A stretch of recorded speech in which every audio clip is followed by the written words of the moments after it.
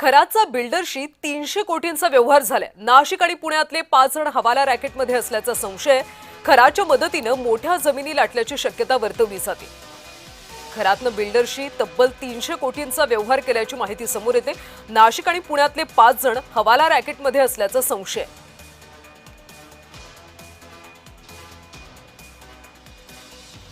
तर या हवाला प्रकरणात काय नवीन माहिती समोर आली पाहूयात। खरातवर आतापर्यंत 15 गुन्ह्यांची नोंद झाली। खरात सध्या पोलीस कोठडीत आहे।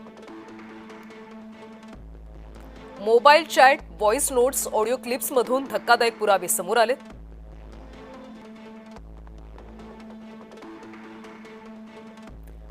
आशीर्वादाच्या नावाखाली हवाला मार्गे पैशांची देवाणघेवाण झाल्याचा संशय।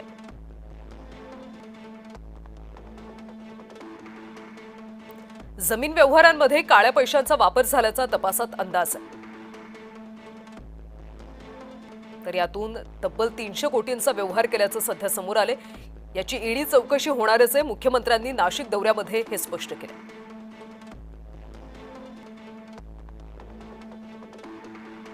देवदर्शनाच्या नावाखाली कर्नाटकमध्ये बनावट खातं उघडल्याचा देखील खरातवर आरोप आहे।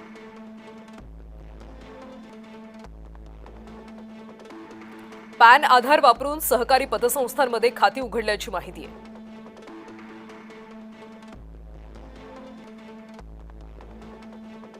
नगरमध्ये खंडणी प्रकरणात 3ऱ्या गुन्ह्याची आता नोंद झाली।